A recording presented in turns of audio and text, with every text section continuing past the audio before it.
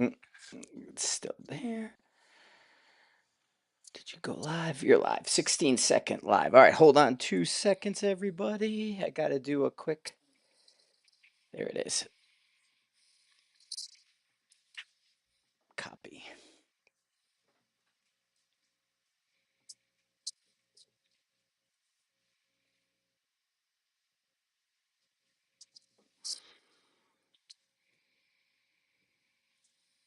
Are you going? All of a sudden, the site's not.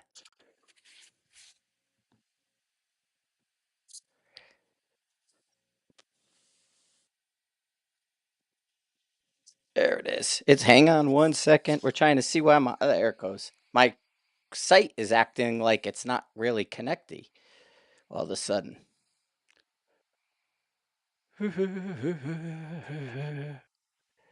Is it going? Yeah, the site's acting weird.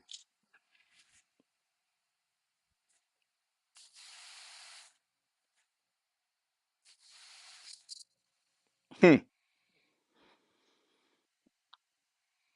I'll have to text Alex really quick. All right, let me get the music going and we'll intro.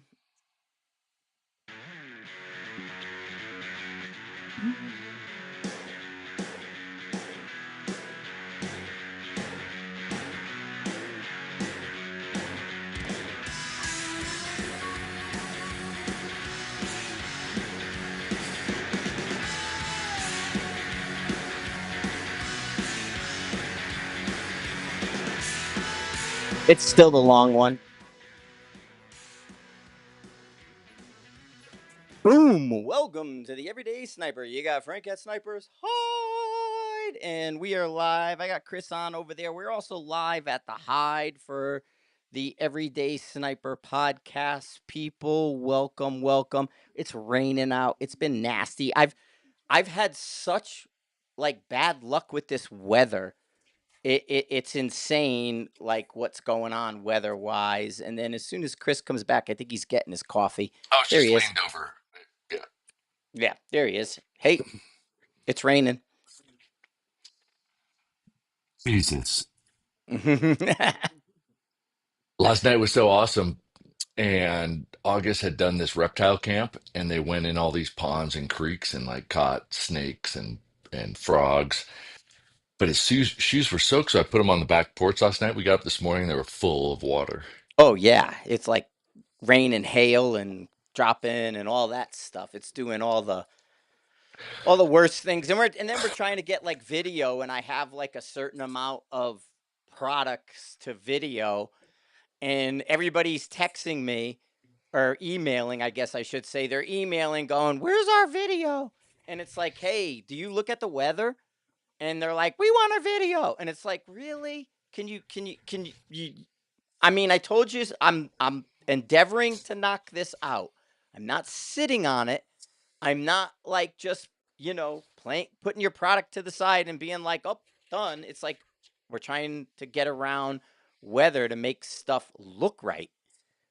And oh, dig the beard. Thanks, Brad. I got a guy's going mad beard. I got a little curve right here in my beard. Like a wave. I got a wave right there. That's personality, though.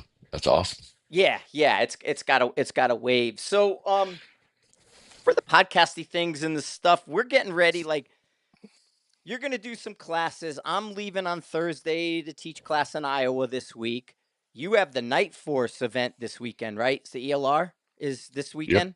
So Yeah, that's what this, I'm not going to touch stuff, but that's what this one is getting primed up for. yeah, which the Um, weather doesn't help you, right? not really. I mean, no. No. And then behind it, I have the Burris rifle that you can't see yet, and Yeah, the then we got laser. a I can see hunter. the little piece of your laser there. But yeah, it's just we have a lot going on, and I wanted to talk like tips and tricks because as well, Gun Digest did the book, wanted part two of the book, the tips and tricks. But what I did is I brought you in Hmm. to co-author the book with me, to do the tips and tricks, because I wanted your cone of fire and your wind in there, so Hmm. people understood sort of the history of where we go with the fundamentals, because part one in the book was the fundamentals, and it was really like the base. This is going to get you going. Now it's Hmm. like, hey, tips and tricks. And to be honest, everyone likes tips and tricks better than they like the trade. The trade takes Yeah. too long. Right. Right. Yeah. Do this, try this, but nobody wants to put in the work. But we'll give them tips and tricks. Well, Try but this. that's sort of where you kind of come in with the craft wind and the stuff. The Hmm. ability to shortcut it for people. Really, like any training, my voice just went uh, um with any training, like, why do you go to you versus me? Why do you talk to Mark versus like a Phil? Why do you go to Kalen instead of Jacob? All these things, because you're looking for that variation that sort of speaks to you individually. We all kind of come from the same basic background. We all kind of have the same formula underneath us. It's just, how do we present it? And I think on the sniper's hide and the rifle craft side, we've excelled in shortcutting the process and simplifying the process, getting to the point. Wouldn't you know? I think you're right. I think that, yeah, there's people that are better known for putting out huge algorithms and math, and people look at it and go, oh, well, all right, cool. What do I do? Well, yeah, And it's the Brian Litz effect. The guy's got book after book after book, and he's just sort of repeating the same thing over and over and over again in a more detailed way, that when you end up talking to somebody, they show up and they want to do 15 things that are unnecessary because they read them in the book. yeah, I think that, nobody's saying anything wrong. It's just how Right. does it come into somebody's ear and then make sense for shooting? And for shooting, I don't think, I don't want to pull out a big book. I mean, I write things down, but I'm visual. So for me, and then you're visual and you can watch somebody and go, okay, this is what you need to work on. And I can watch somebody and, like I think you said, like everybody has a different eye and it's like a function, and the function that goes through you is that I see this, and I'll watch the same shooter and go, I see this, and they're both two different things. Now they can Mm-hmm. work on those two different things. Um, maybe tips and tricks. I mean, that's a familiar way to say it because it's not like they don't work, but it's also they have a place, but there's more to it. But there's Right. always more to it, right? So, um, Well, it's if when the trick, I guess. Do you always want that trick to be the answer? right, right. You know, Well, I think like with the tripod stuff that we've done, we've seen enough shooters come through and say, okay, I see what you're doing. Just do it this way. And even though there's multiple right. issues going on, even though there's multiple issues, oftentimes that solution works for those multiple issues. So then we could say, hey, why don't you start this way? And you might not see an issue to begin with. And they don't necessarily figure out what's wrong because it hasn't come out yet. But on the other hand, some people just want to shoot and have fewer things go wrong, and some of these things are how to do it. Oh, for sure. And some people can go right to the shortcut.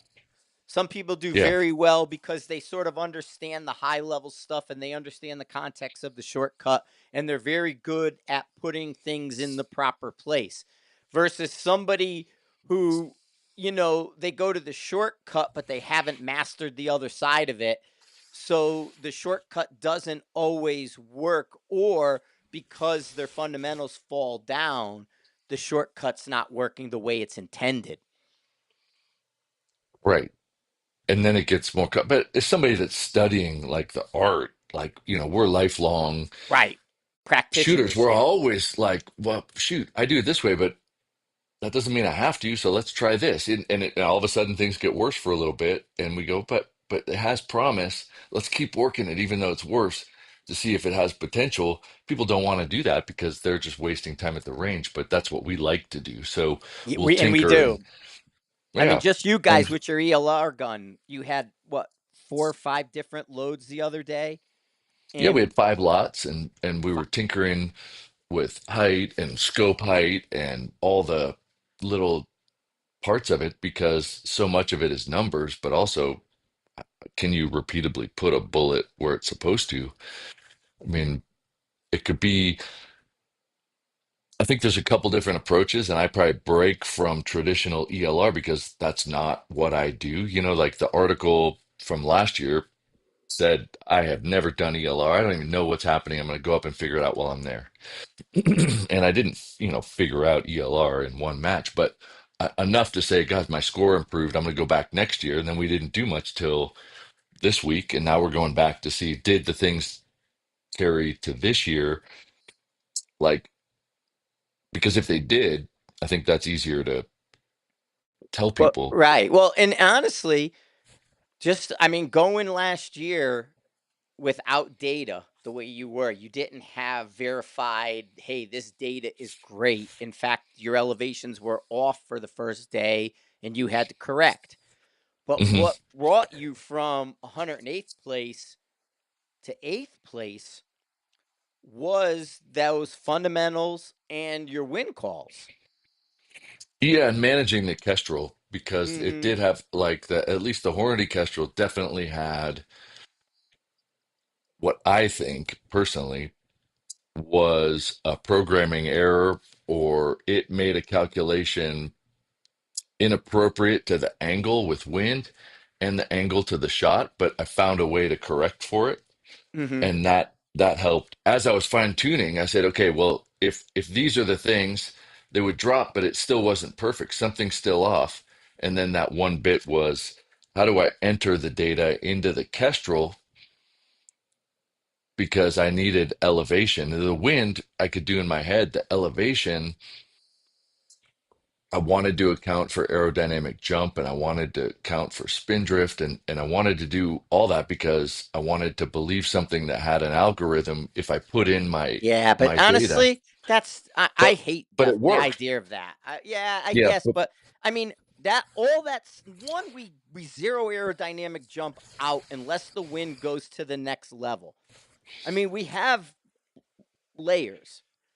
You zero aerodynamic jump out because it happens immediately at the muzzle unless you're shooting in a heavy wind and it gets under the bullet. If the wind doesn't get under the bullet is not going to do what you think after you zero it that way unless it's super strong. And right. But with those distances, I yeah, wanted I right. wanted to account for No, and I everything. understand that, but the thing is, it's 1.25% of Mhm, elevation. 1.25%. Now, if you're into a, you know, 15 to 20 mil elevation, well, then you're starting to get a tenth or two into it. But mhm. it's really in the thing is in the real world, they keep changing their numbers, they keep manipulating the numbers. You have like the Kestrel shows 3%. So you could Yeah. But see it. at 1600, 1800, 2000, and I was literally Honestly, nitpicking a I tenth. watched it because this came up. I went to Front Sight before SHOT Show when they had the ELR event, and I was the only RO. I RO'd it. I volunteered to RO it. And Litz was there with his entire team, all those guys. I watched Brian miss a 2,200-yard plate by 3 plates because he put 12 minutes of spin drift in.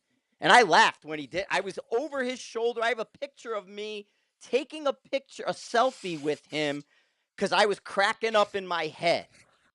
Like I didn't say nothing, but I'm hovering.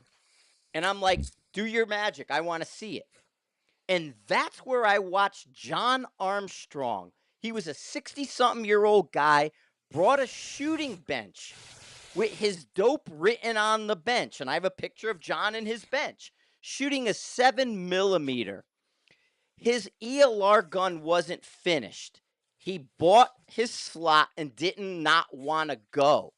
He showed up on a bench, a wooden shooting bench portable that he screwed the legs into, and had marker data written on the wood. He got 2 hits and was the first one to get the record under their rules. Paul Phillips hit after him. But then Litz got up and hit plates away. Well, shortly after, Mark and all those guys from Alaska want to go to gun sight to the XLR course. I go to the XLR course. 4 of us have 300 Normas. We're shooting 2,000 meters. I got the wind doped. I'm spotting for everybody. 4th guy comes up, Jeremy Canine. I could tell you who it was. Jeremy Canine comes up. I give him the wind call. He shoots. He's on the wrong side of the wind with his hit. I'm like, Jeremy, what did you do? He put in .8 spin drift and Coriolis into the Kestrel at 2,000. I immediately said, take that shit out. Well, then Walt's girlfriend, Teresa, who was working for Gunsight, stepped up and starts arguing with me. Why are you telling him to do that? It's real. It's there. It's that. And I said, it's 3% versus fucking 1.25. I have this tuned. I got a hit with fucking Bryce. I got a hit with Joe PP.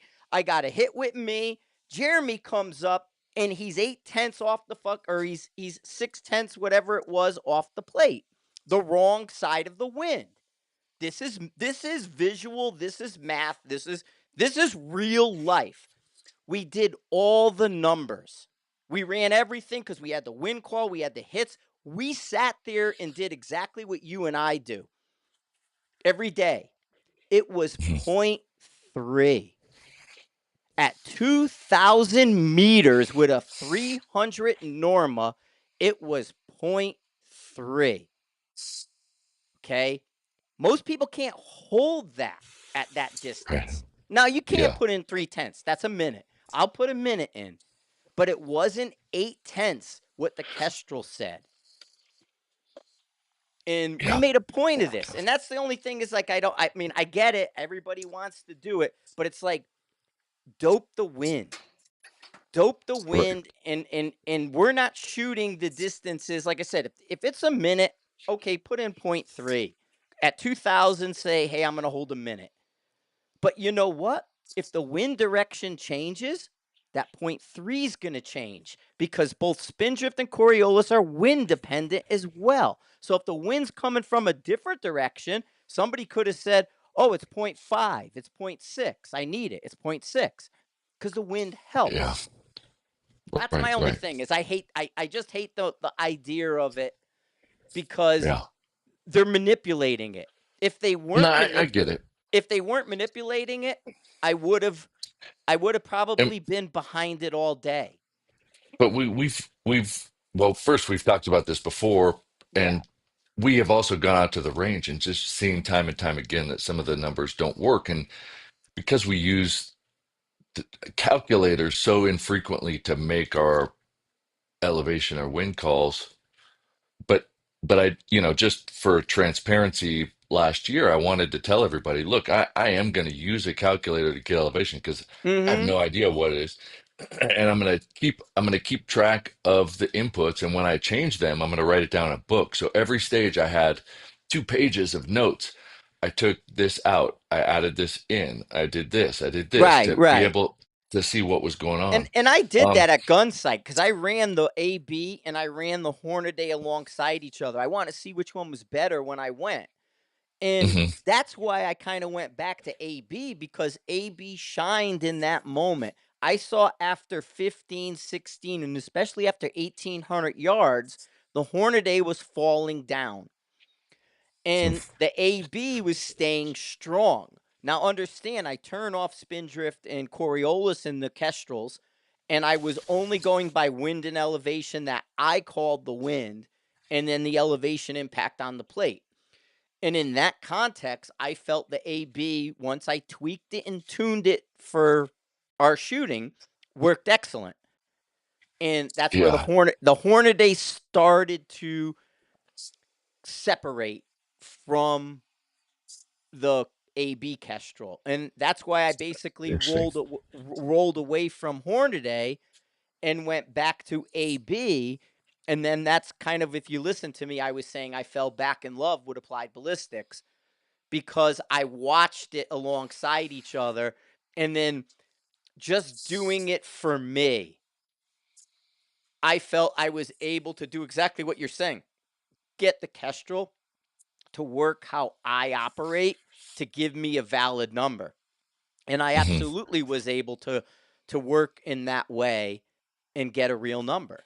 That worked for me without having to do Spindrift and Coriolis because I did my Right. own wind.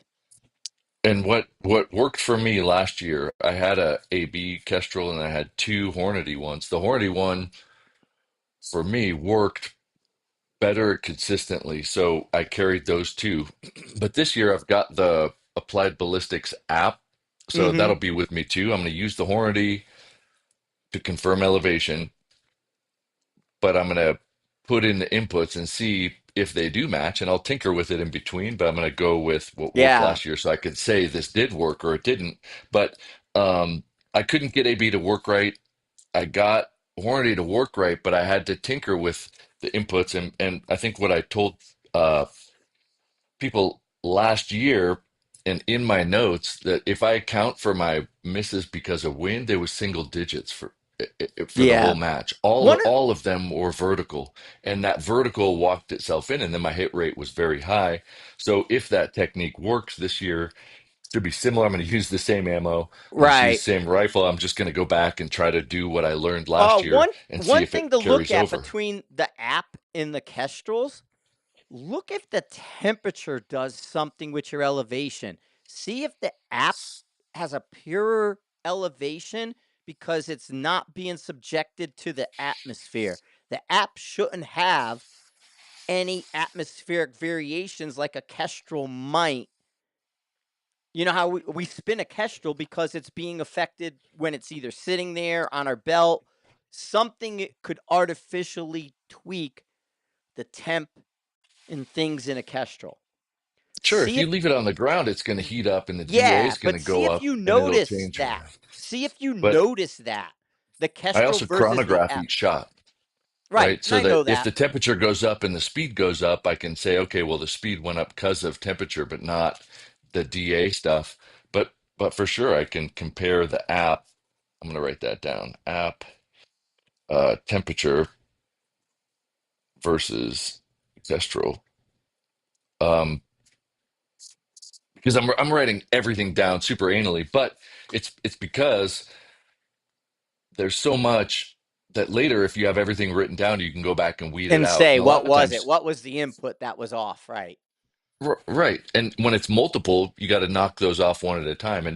And the error that I found with the Hornady was because the shots are at an angle, and they're not huge angles, but we're talking 5 degrees, 6 degrees, and at that distance, that can add two, three, 4/10 difference in elevation. But if you had an angle in your kestrel and a wind that was calibrated, because what I did is I would make my own wind calls, but to make sure the elevation was right, You were putting the I wind would in, right. I would put the angle of the wind in this, and then I would adjust the speed to what I saw to say, okay, the wind is this from this on the last stage to see if there was any up or down with the elevation. But what I noticed was I couldn't get the data to match if there was a wind speed at an adjusted angle that matched what I held. I had to convert it to 90 degrees, Always 90. Okay. not, 1030. So if I put in 1030, 10 miles an hour, and 7.5 or 7 at uh 9 o'clock, the wind hold should be theoretically the same, right? Right. Because I've adjusted it. But what was different was the elevation was astronomically different based on the angle. Right. And that's So at I just 3%. right. So I wanted to leave the angle in, but I adjusted all the winds to 90 degrees and accounted for the cosine like we do. And I had to do it that way. And then the data started matching better.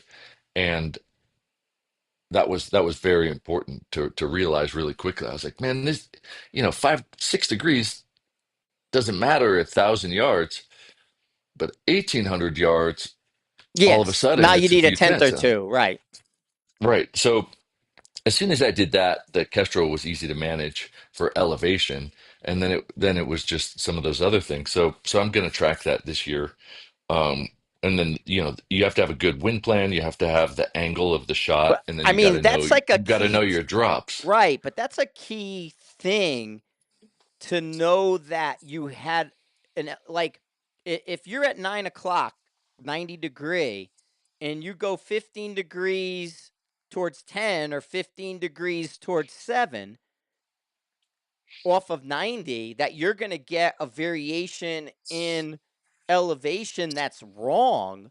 That's kind of Only what if I'm there's an talking about. angle to the target. Yeah, yeah. Only if there was an elevation change to the target in the Kestrel. But if you But needed the that's the elevation, combination of yeah. things that people are putting together that then creates all this mythos. You know what I mean? Because it's like, I put this into the computer, and the computer told me to do this.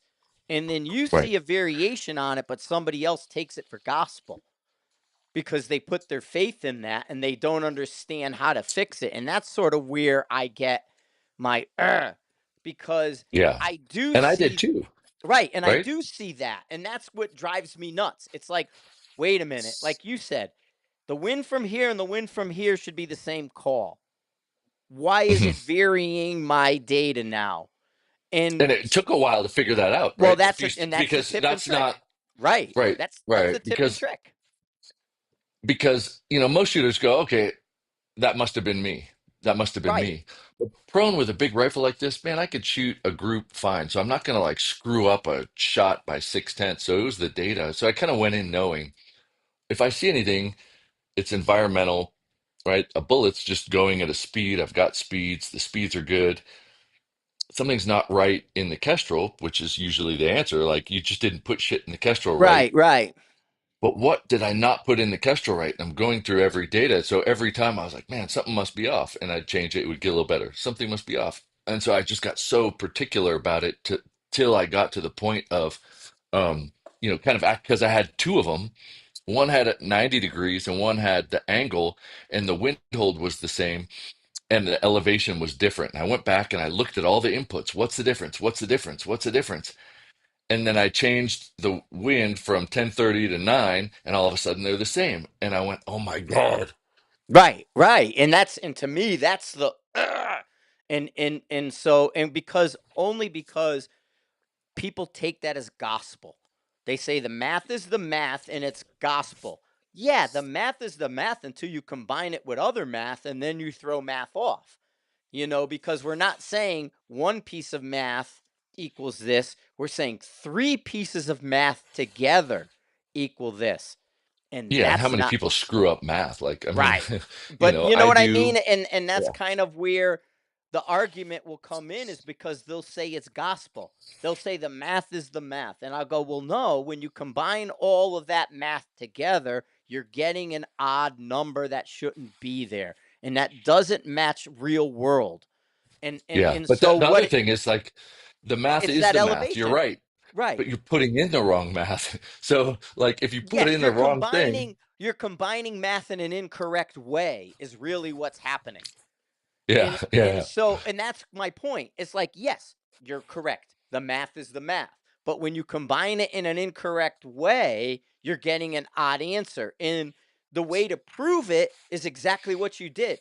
Two fucking devices with the number just slightly off, and then moving it, and then your real world observation. this is what I needed to hit, and two kestrels are giving me two different answers. Which one is the hit? This one. Which is the Right. difference between the hit? What's the difference between those two? The angle. Right, right. And it's unfortunate because it does cost you points, but when it Right. costs you points, it's emotional, like I think I could do better. So then you're like, all right, I'm gonna figure this out before the next stage. So the next stage you're like, I'm gonna change these variables.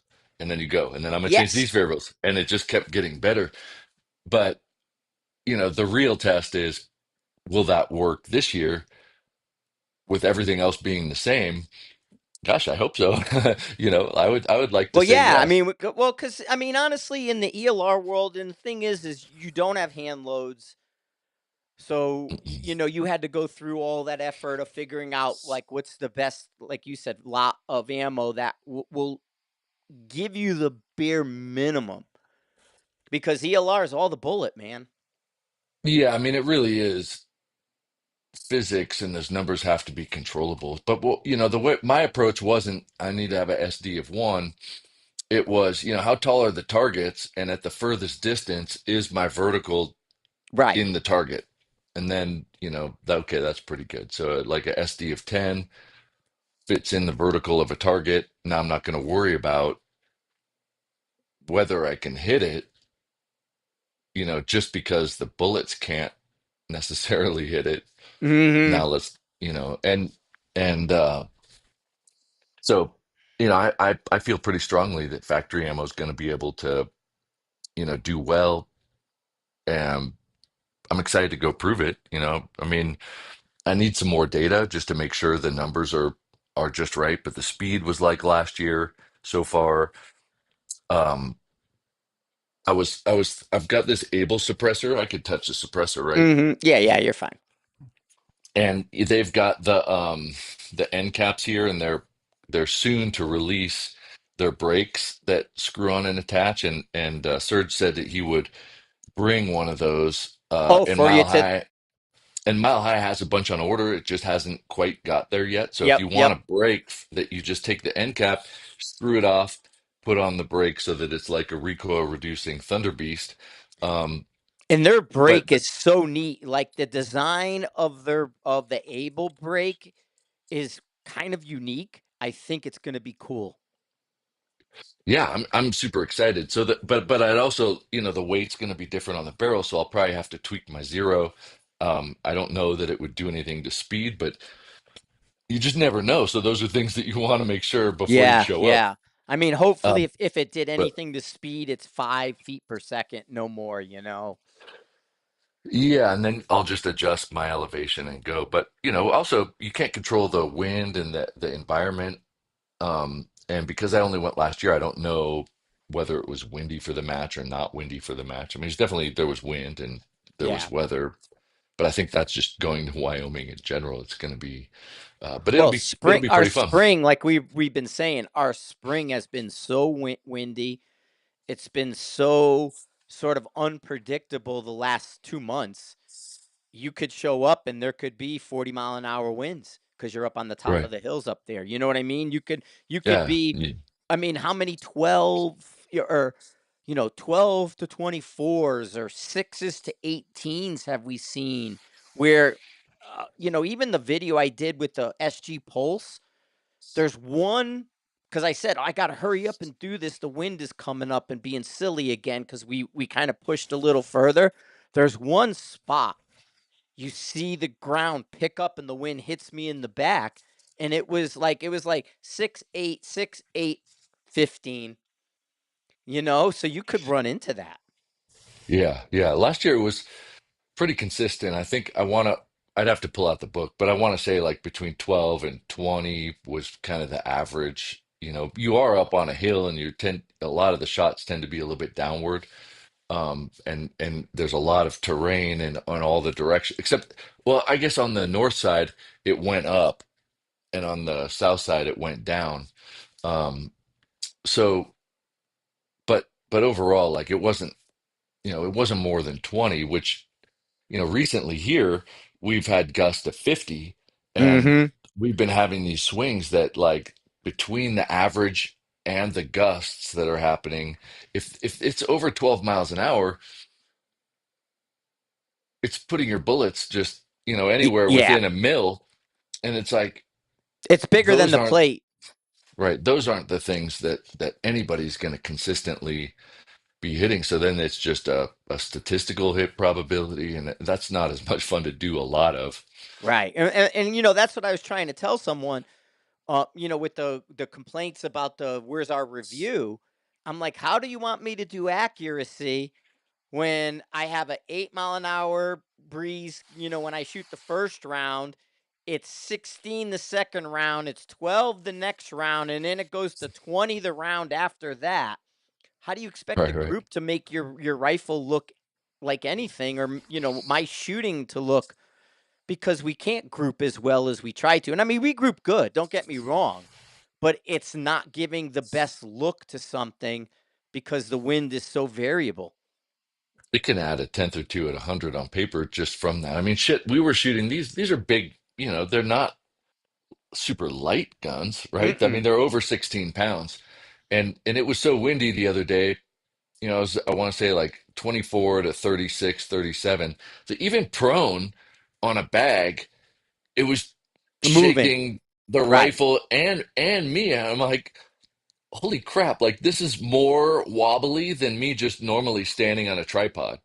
Yes. Like it was mind blowing to be prone and not be able to crank down the legs enough and hold that strong enough that it wasn't just shooting, shaking everything. Like, It's insane. Like, I yeah. was doing that 6 arc, and I was shooting those little bitty groups in it, and the wind kind of kicked up, and the paper was down there. I had that like one whole group. The paper moved when I shot, and one was like a half inch off. I'm like, how the hell? What the hell? It went so The far whole away thing is like, because the thing shook forward that far and then came back to its resting position. So you're trying to group on paper, and there's this crazy flyer because the entire paper moved. yeah. It's like, damn, But I got. it's like it's good to shoot a little bit in that, but it's Oh terrible to yeah. do a video or a Yes. review or be able to show something because you're like, look, yes, we can do it, but here's the tips and tricks for that because it's different than if conditions are normal. Um, Also changing your expectation of hit rate. It's not that you won't hit, but you're gonna be missing Well, because you the have to be able to block variations. the shot out. It's about Yeah. blocking that shot out of your mind and going, "Oh shit, I just caught that guy wrong, and that's not me. That's not the rifle. That's not the load.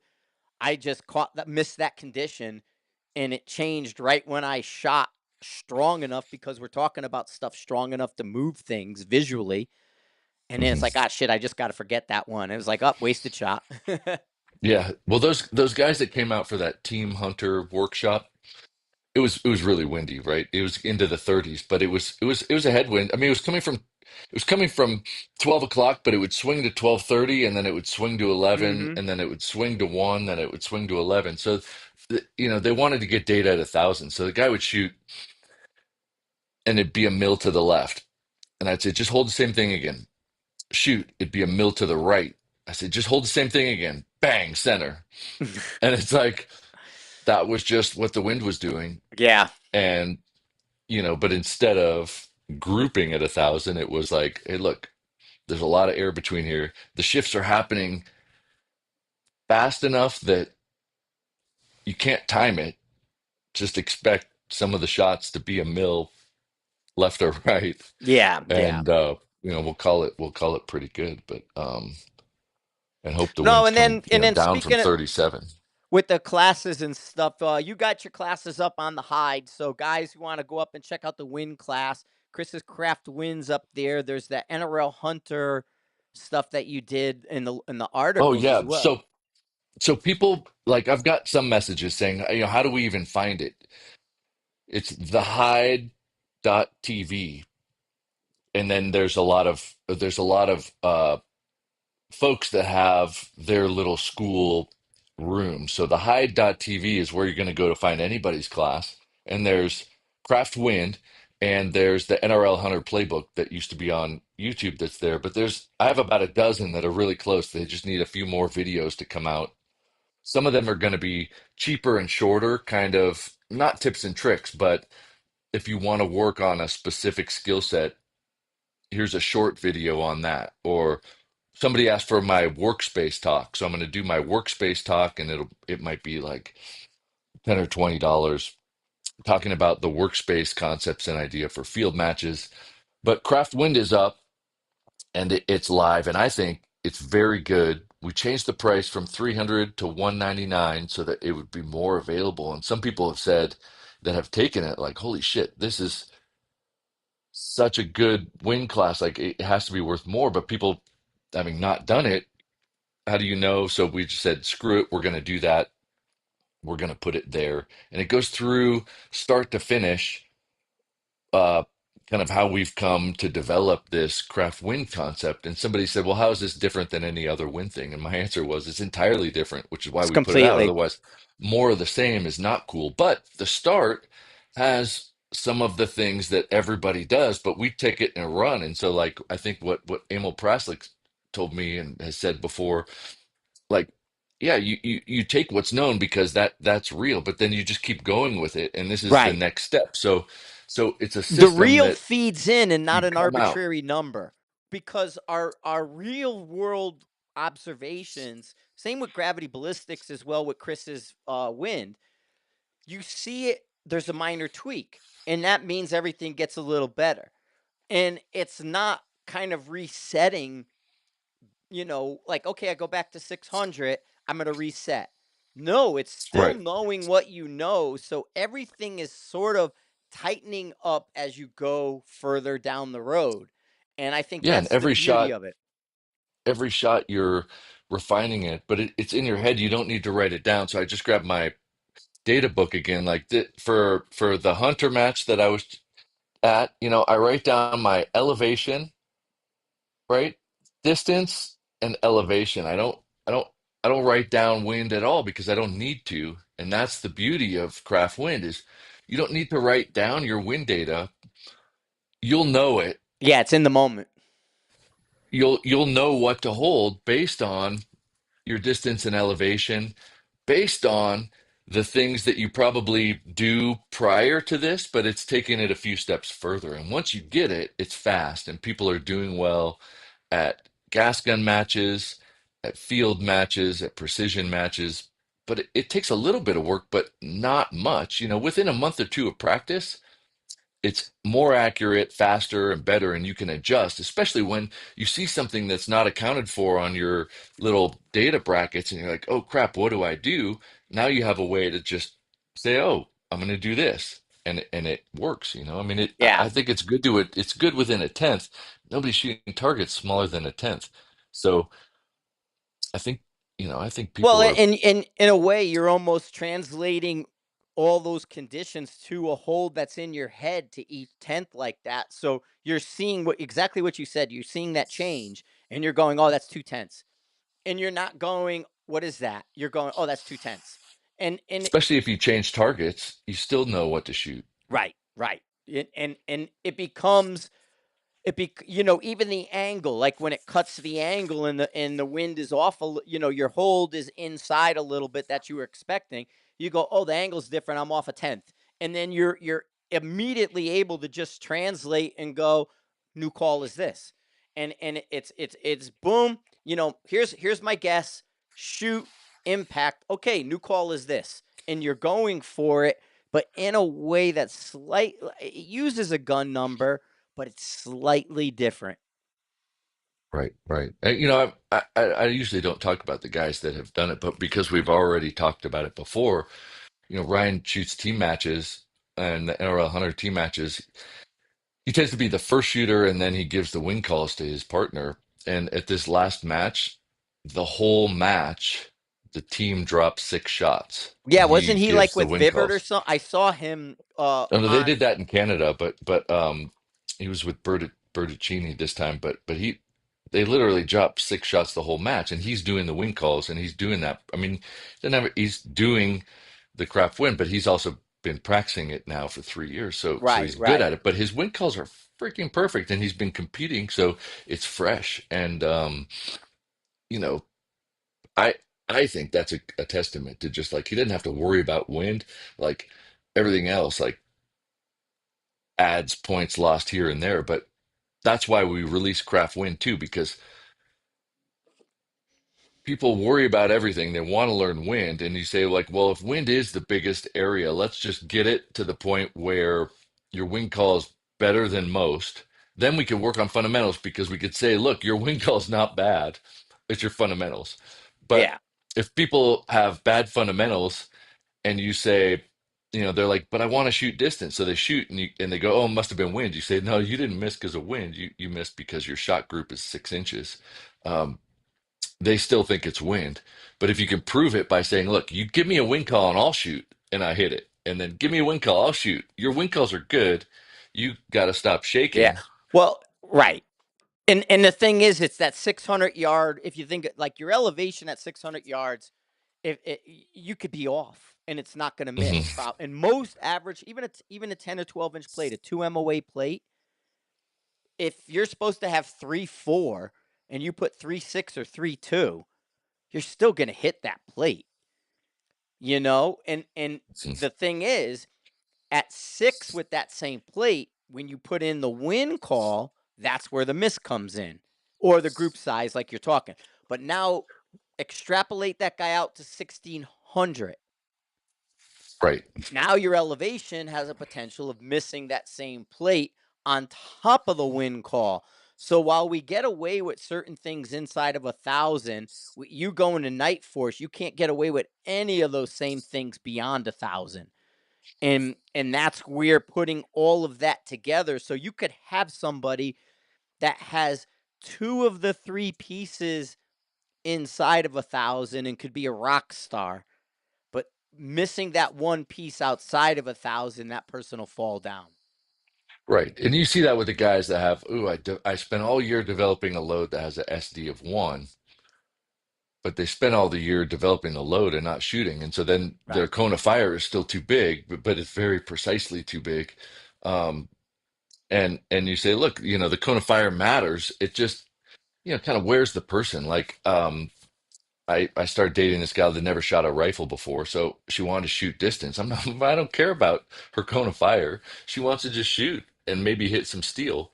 But I dialed the elevation, I dialed the wind, and I told her how to seat it. I asked her, like, hey, just make sure that it's not wobbling off the target when you shoot.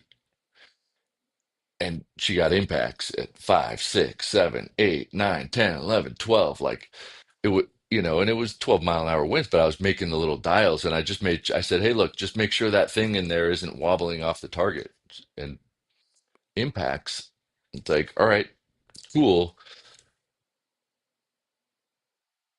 But if it is, and people are like, well, I'm just going to time my shot, like we know that that doesn't work. And if and depending, and then, it's a heavy bag. I borrowed a heavy rifle and I borrowed a heavy bag, and I knew like, okay, this is basically a modified prone. Like it's probably going to be okay. But if somebody shoots a lot and they don't know what to work on and they just pick something random, it might not be the right thing to really make the biggest improvements, which is why your fundamental assessment at class is so important. And you and Mark, you do your fundamental assessments and you say, look, you got to work on these three things. But then the next person, you got to work on these three things. Right. And if they hear their buddy needs to work on something and you like that and you're like, ooh, I'm going to work on that. Guess what? You're not going to get any better because you already like it and you don't need to work on it. Uh, you gotta hear the circles that are providing the biggest, what we call the low hanging fruit. If we take a measurement of your circles, if you fix the big ones first, it'll be much easier to tell which littler ones need to be addressed. But the signal to noise ratio of the big ones, it makes it impossible to know which is which. So do work on the big one and then work on the next one.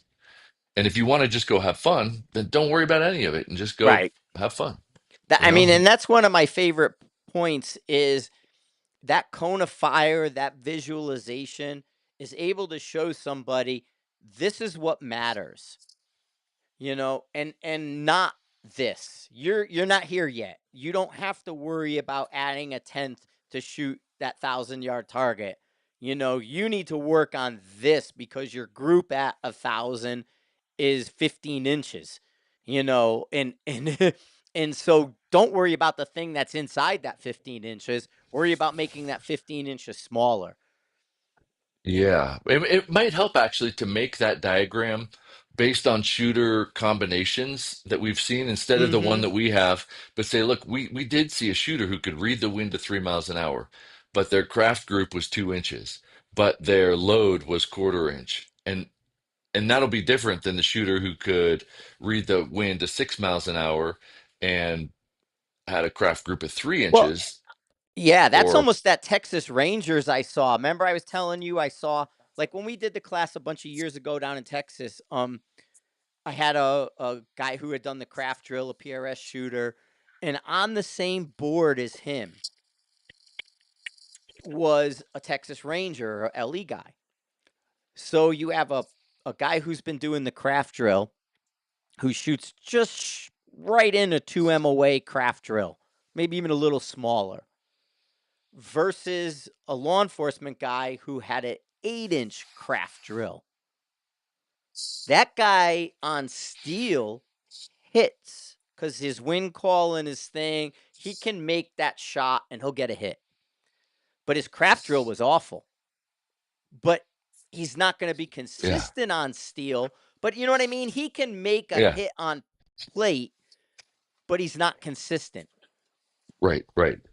But if we make that cone picture for each person, it's like a fingerprint, it's a unique shape. And you could say, look, this is probably how I would scale out training for you if you want to get better. If people don't want to get better or they don't want to train, then it doesn't matter in the first place. But there's definitely a logical sequence that we use. And other schools, I think they just have a class sequence that everybody goes through and it works for some and doesn't work for others. And we try to pinpoint for each person, which makes it a little bit harder. But then, some people just don't actually want to put in the work. Yeah, yeah. Well, Well, that's where the yeah, like working in pairs with Mark and an individual like I'm on glass watching you hit the plate. Mark is watching you. He doesn't care about what happened downrange. And so, in that context, he's correcting those fundamental issues you're having. I'm seeing what everything looks on the plate, and I'm feeding that back as far as elevation and windage. And then, because there'll even be a case where the guy'll hit high. He hits the head on the plate. And he goes, "Hey, he hit the head on the plate." And Mark's able to say, "Yeah, his rear bag was off. He rocked back in the bag, his muzzle raised. Don't correct that." right. Something as simple as that. And then the next shot is in the chest. And um and so that's a thing that having that ability to watch the shooter and understanding it's more about the shooter in this case than the target because most people just watch the target and ignore the shooter, you Right. know. So, Yeah, and I've gotten really good at reading paper and telling somebody like, "All right, I bet you're doing this," and but combination of Mark and you, and I mean everybody has a different way of saying, here's what you need to do. But some people they come to class because they actually want to just hang out and chat more, and I mm-hmm. think people have realized like that's really valuable for a lot of people is the experience. Yes. And I'm not a people person, so like as soon as that happens, I'm like, go like, hey, Frank, come here for a sec, and I'll walk away and Mm-hmm. go take Well, some deep but breaths. like the Pennsylvania class that Mark and I had, the last class that we did in Pennsylvania, or not Pennsylvania, but it moved to Ohio. But that group of guys that shoot that, like the class where Mark had actually missed it and Laura and I did it, there was only 3 new shooters out of a 15-person class. Everybody was a repeat because they're all friends. They're all in that, hey, we want to hang out and drink together. This is our yearly kind of get together. So, what Chris is saying about people wanting to come to class for the environment is absolutely we see a lot. And the Mark and Frank classes in certain places will run that way where the new person is the rare person in the class. And it's like, well, Alex has been in 4 times. Barron's been in 5 times, it's Steve and Yeah, them and those guys. I Steve. And so it's like you you know what I mean? It's exactly that. It's coming to hang out. and It's I coming to just talk. And I definitely know and see that and understand the value, but it helps to have multiple people, and you're so much more personable and can tell people what they, the stories that they want to hear.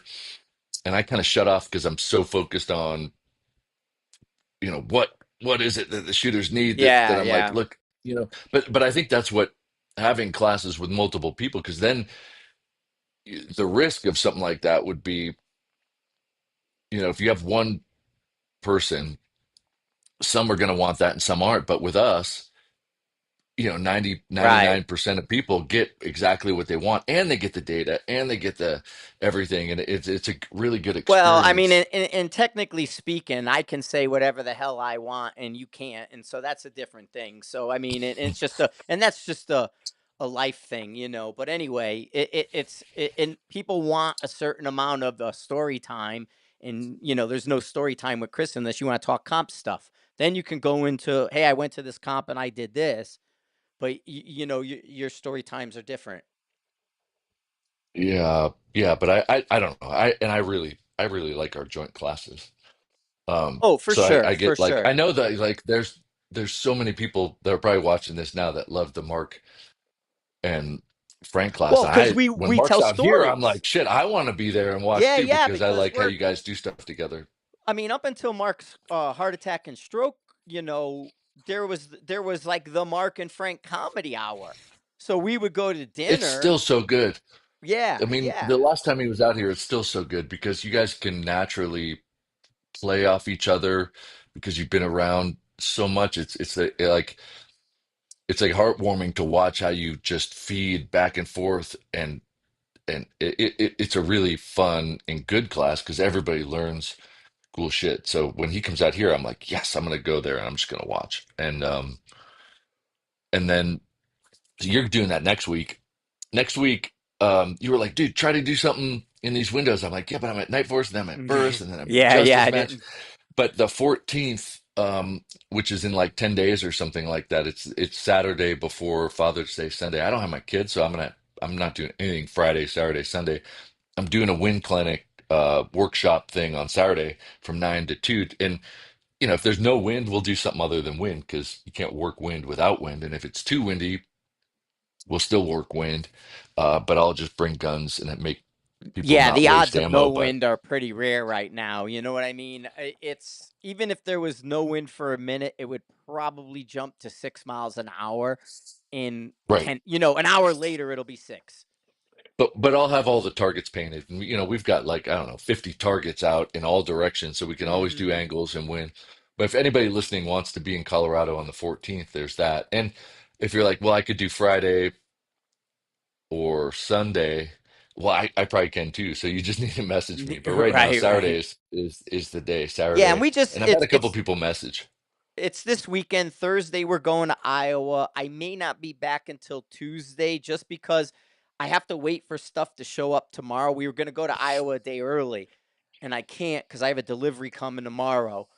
And so I'm gonna just last minute Thursday go to Iowa, and then we're gonna stay over on Monday so we can go visit Laura's family, and then I'll come home like Tuesday morning, or leave Tuesday morning, come home Tuesday night. I can't front load it. I have to back load it because I have a delivery coming tomorrow.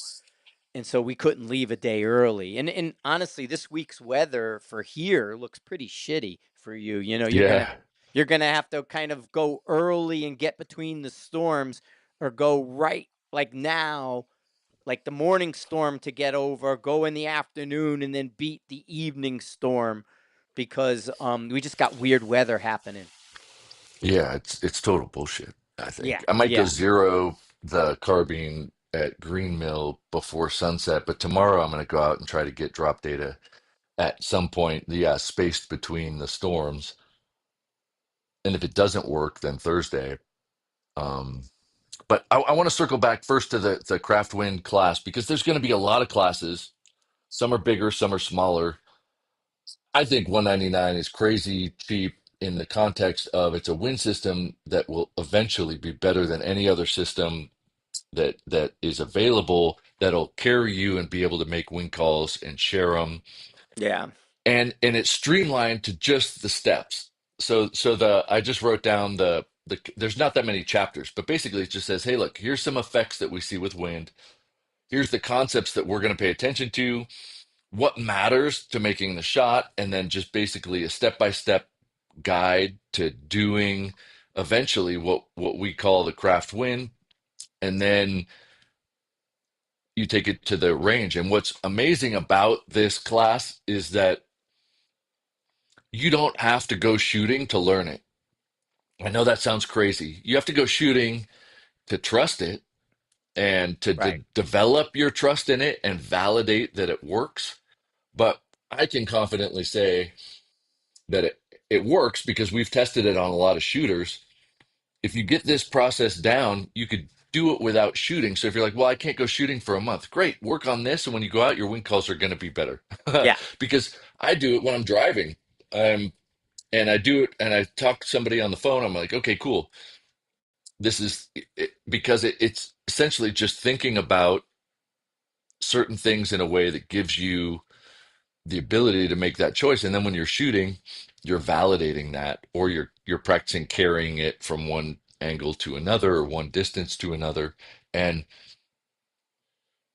even though nobody's learned it to perfection by never shooting, um, I've been thinking about trying to teach it to non-shooters, like five or six people that have never shot a gun, and then taking them to a range with five or six shooters and have them be the win callers For and the, see yeah. what the shooter's hit percentages are, just to show, look, you don't even have to shoot to learn this. We're going to have win calls made by people who've never shot a rifle, but I can't find, I haven't found the I people would, you yet to know who I like would get for that? Go perfect to that. Mile High and see if they got somebody there who might be a handgun carbine guy, like one of the LE guys. Even the one guy's the long shadow guy, the holster dude. I can't think of his first name. I'm spacing it.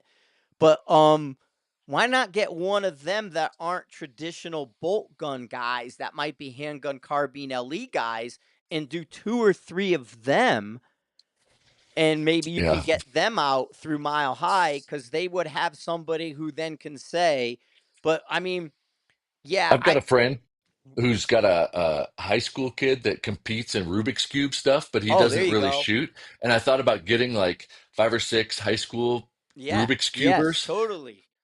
and be like, look, we're going to make a video on this, come out, but practice this, because they'll think about things in a way where it's like, yeah, cool, we could do that, no problem. And like pay them, I don't know, $100 each or something like that to Yeah, come I would out. totally. Yeah, that would be awesome. And the one thing I want to kind of go into as well, like in the last 2 years, if not a little more, since COVID, actually, every major instructor that we're friends with, and I know the Bryans, the Chris's, all the other people running around that are out there teaching and have good names and do this, they're like, hey, where are your numbers? Hey, where are your numbers? And everybody's numbers for in person classes are down. And that's why offering the online stuff, you're going to almost see a 3 to 1 where you're going to be able to do 3 times the online stuff as to the one time in person. And in person is expensive.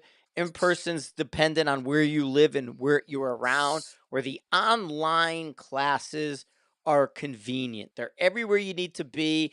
They're cheaper because you're not leaving the house and sleeping in somebody else's bed. You're doing all these things that online classes. I've even seen the handgun carbine guys where they're talking about the future is the online classes, because it's harder and harder every day to get people in unless it's some kind of destination. What's And you have happening with access forever. right, you do have access forever. The convenience of an online class and the data can't be overstated in a lot of ways.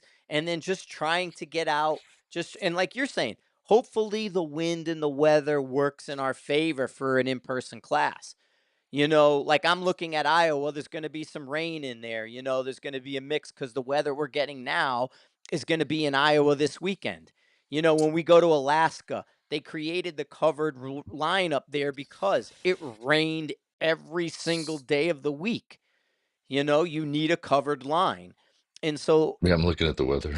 right. I mean, in, online training is going to be the future for a lot of us because um I don't think our Ohio sold out. Mark, you have to get a hold of for Ohio. Holly's asking. Uh, Here I could put it here, but I don't think so. Yeah, I mean, I think you're right. And also, like, because we're coming out with more classes, I could imagine somebody, once you get them, you can do them. So if you did the wind every year in the spring and then the hunter match stuff and after that, and then the precision fundamental stuff, you could do that same cycle of courses every year and keep getting Right. new things and have And like a and training we program. and question came up on the chat. We almost always have room for another class, or another student. You know what I mean? We'll say, hey, we want 12 people. I could do 15. Hey, we Mhm. want this. Like right now, Iowa, we like that 12 to 14. I think we got 10. So it's like you can always roll into Iowa because there's 10 there. So it's like our numbers, we're about a third, about 3 to 4 students down of previous. You know what I mean? So, but we're still showing good classes, but it's not where it was. And why? Because like you should be able to do the online stuff. I think it's a little better in some ways, although you don't have the luxury of trying it. But I think having a little different destination show ups to prove what the online stuff showed you is going to be how things are going to morph in the future. Yeah. Oh, and I did put uh, a date in Fort Morgan for but it's a Friday, Saturday. It's August 22nd, 23rd for a hunter workshop like thing. Mm-hmm.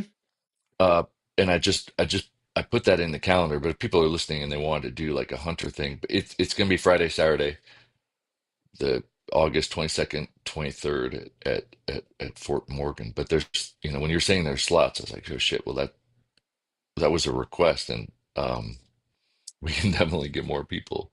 But it's a hunter one, and whether and if you're a team, those are valuable because we have some tricks that make a huge difference for teams that hasn't gotten out there yet that I want to put in the team class for the NRL hunter. But it's like it's enough to swing team performance in a match by a huge amount. Especially if you time out as a team, it'll keep you from timing out. Um, well, it won't keep you from timing out, but it's likely it's going to save you 2 minutes of team time when we did the measurements on this last team one. Like saving you 2 minutes out of six is a hell of a lot. Uh, Yeah. so so that's good. I mean, and like I just had to go like the site, like the sniper's hide is like hicking, having some kind of weird hiccup. It's like Mhm. it's like stuttering. So there's like 8 versions of our live on the main page. It's like going across because like I was like, hey, what's happening? And it published like 4 different times, I think. The site was like hiccuping.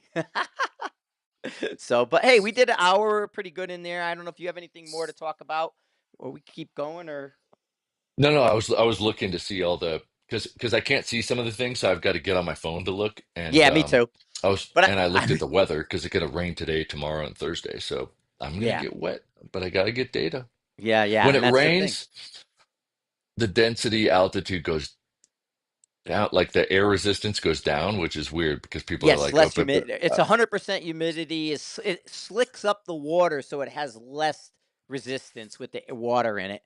But you know what right, you right. could do? It's You could, counterintuitive though, yes, right? you probably, if you wanted to, go lift the Connex and just sit in the Connex and shoot prone from there in like the yellow Connex where the four-wheeler is. Either move it forward a little bit and just shoot from the back so you don't get rained on and just shoot into the rain and not in the rain. Like I would just lay in the bottom of a Connex. The yellow one will give you the angle to the targets and you can be inside and that floor is better than the the Connex with the four Mhm. wheeler is better than the yellow box car floor. So Oh, for sure. If you go in the Connex with the four wheeler and shoot prone out of there, it would be much better than doing it in the rain is kind of what I'm Yeah. getting at. Oh, totally. That's a good idea. Even on a tripod, like, I mean, it's just, I don't mind getting wet, but Yeah, laying but then you there, can write and you can do not all doing that anything. without you could Yes. do all the data. But if you just laid right into the inside the Connex, you could do it without being rained on if it rains, and then you could just deal with the conditions and just know 100% humidity slicks the air up. Right. And it's just 10 shots. I mean, it's like 10 shots. I just need to go hit the mile and Yeah, yeah. a couple other shots. But Cool, cool. All right, let me see what's wrong with uh, the website. And this let's is do this. good. Are we going to do it live tomorrow at Yeah, 6 tomorrow p.m.? night we'll do a live. That's going to be a subscriber one. This Okay. one I And that's just going to be do. regular, weekly, Chris and Frank, Yeah, Wednesdays we're at going to do 6 that p.m. Wednesday night at 6, right? 6 our time. So we'll do our Yeah. regular Wednesday. It was just raining and nothing much to do. I'm going to go have lunch. And Yeah, so, Riley has a vet appointment at 5, but it's just right here across the street. But yeah, I think weekly at 6 p.m. Mountain, it'd be easy to just say Wednesdays at 6. That's when we're yeah, chatting about Wednesday's a stuff, great night and it's a great way. It doesn't get around a bunch of people, updates. and so we'll do Wednesday at 6 for you guys.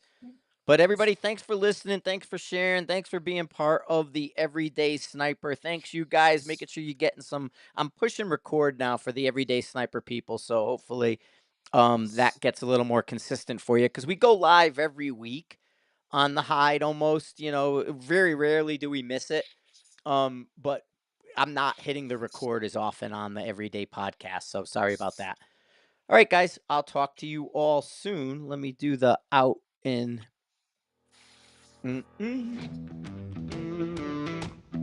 For the podcasty people. I like that. Yeah, that's good music, ain't it?